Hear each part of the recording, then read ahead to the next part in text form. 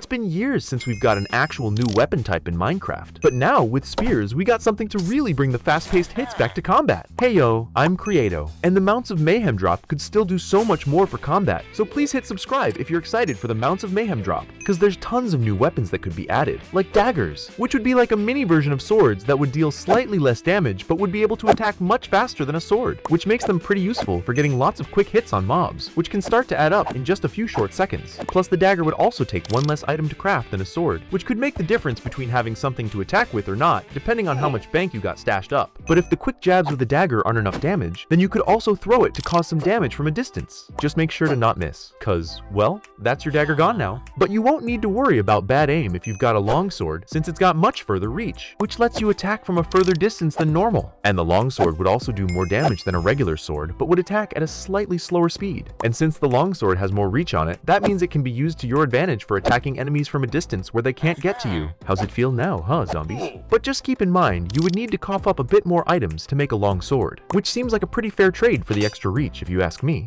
And you can also instead craft a hand axe, which has the same damage and attack speed as a sword, but can also be thrown as well. That means you can pretty much use it the same as a sword, but with the surprise ability to throw it whenever you want, since I bet the mobs will never see that one coming. Or if you've got the XP for it, then you can just enchant the hand axe with loyalty so that it would return back after throwing it. But this might be a bit of a risk when against ranged mobs, since you'd have to actually throw your hand axe to get a hit on the mob, which kinda makes the hand axe a bit more similar to a trident instead of a sword, but with the main difference being that the hand axe is actually craftable, which makes it much easier to get than putting the entire drowned species to extinction. But if you're looking for the most bang for your buck, then you can craft yourself a battle axe, which has the beefiest damage with it doing even more damage than a netherite sword, but with the drawback being its slower attack speed. Since you can use the battle axe to get a big hit on an enemy, but would then need to wait for it to be ready to attack again. And this makes it really useful for those moments where you get the chance to get a good hit, which would be pretty devastating for anything that gets in the way of your battle axe. And all these weapons would also work with the usual enchantments you know, like sharpness and fire aspect, so you can really push them to their limits, with each one having its use case depending on the moment you need it. And hey, if you're looking for more items that could have some specific uses, then you can also craft some unique armor pieces that give different buffs for each armor piece, like the skull helmet that gives you a camouflage ability when wearing it, which lets you sneak past hostile mobs without them even noticing. And this can be really useful, since you wouldn't have to deal with any more zombie bites or arrows flying around. But the moment you attack any of them, well, then they'll finally realize what's going on and return the hits. And mobs can be too much to deal with sometimes. So if that's not your thing, then you can craft a glowstone helmet instead, which gives you night vision while wearing it. And this doesn't have to be for just finding mobs easier, since you could also use it in giant caves to see better without having to place down any torches. But just remember that even though everything looks all nice and bright, it's actually still dark and will keep spawning mobs everywhere. But as long as you're careful enough, you should be able to make your way around caves and grab all the ores before any mobs find you. Just make sure to watch out for any lava pools that might be lurking around any corners. Well, only until you make yourself a lava chestplate, since with this, you'll be completely immune to any sort of fire damage, which is extra useful in somewhere like the Nether that's pretty much always on fire, since the lava chestplate will protect you from any sort of blaze or ghast attacks, making them not as much of a threat anymore. And the entire time, you'll also be rocking this pretty fire chestplate as well, which I think is more than enough a reason to wear it at all times. But back in the overworld, you won't have to worry anymore about random attacks from mobs or lava dripping down, which makes it the perfect time to craft some slime boots, so you can just jump around without a care in the world, as long as there's no unexpected cliffs nearby. Cause the slime boots would give you jump boost while wearing them, which would help you out in all sorts of places, since it make getting around tricky terrain a lot easier without having to deal with all the trees and whatever else might be in the way. But the best way to get around would be with a grappling hook, which lets you swing around blocks without having to move a muscle, since you can craft the grappling hook with some copper and iron ingots and then activate it to send it flying through the air. And the grappling hook can extend pretty far and will grab onto any block it hits, which will then pull you towards the block without you needing to do anything. And this also kind of works like being on a lead, well, from a mob's perspective anyway, since while the hook is pulling you toward a block, you can swing around and even move any way you want, which makes the grappling hook really useful for moving up lots of blocks. But just make sure to not try the same thing going down, since fall damage still exists and will hit pretty hard on impact. And yeah, fall damage is no fun, but there are still ways to protect yourself from other types of damage, since with new shield types you can finally upgrade your shield with different materials like the rest of the tools. And each shield level would also have more protection until you reach the toughest shield made from netherite, which also has the bonus ability of preventing all damage from fire, except for lava, that still burns. And another item that could also get an upgrade is the good old classic bow, cause with more levels for the bow, that means it would get more durability to last longer before needing to be repaired. But who cares about durability when you use a mending bow?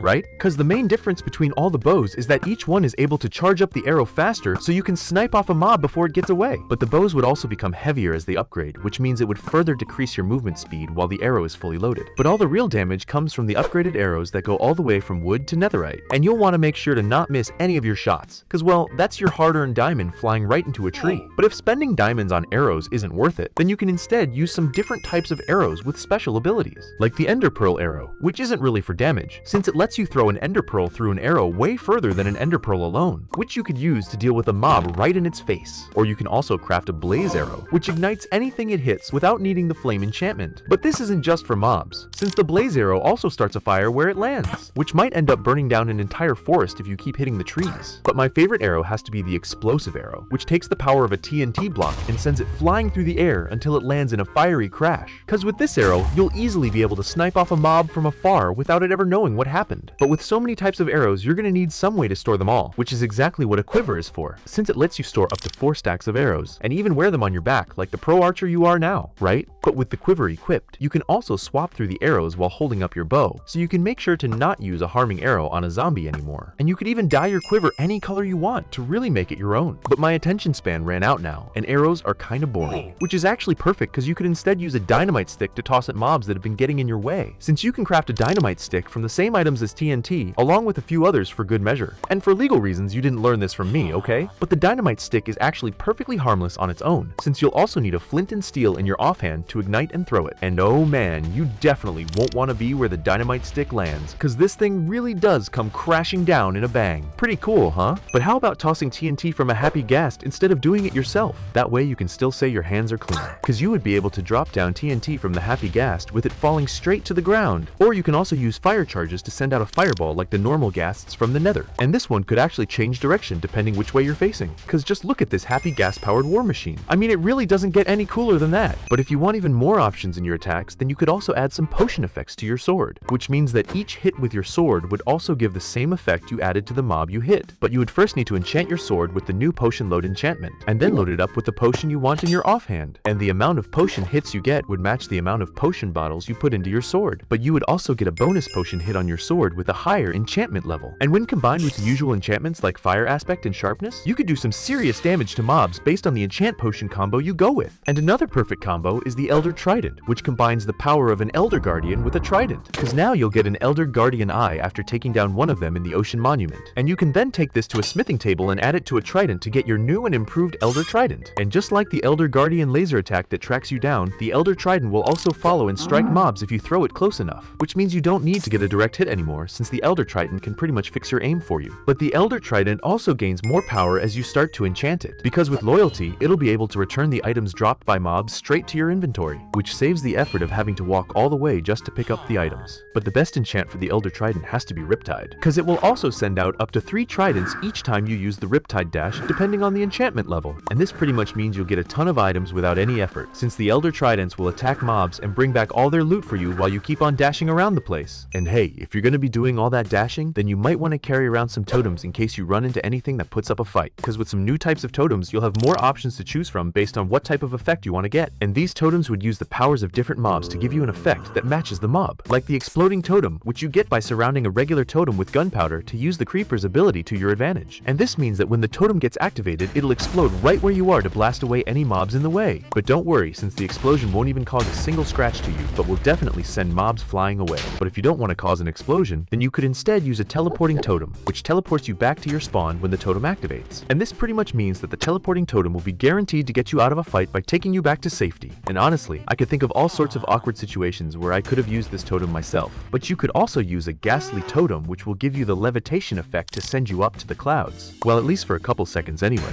which might be useful in case you fall off a cliff again to just float right back up to where you were before gravity got in the way. But the final totem you could use is the Rotting Totem, which works much better than it sounds, since when activated it'll turn you undead just like the zombies, which means that any damage you take will actually heal you. And this would make all the mobs kind of friendly in a way, since their attacks would feel more like hugs now that each one heals you back up. But remember, you're undead now, which means that anything that would normally heal you would actually cause damage now. So no more golden apples for now, I guess. But no matter what totem you pick, you should be able to find the perfect one to match the kind of mob you feel like today, no matter what you're going through.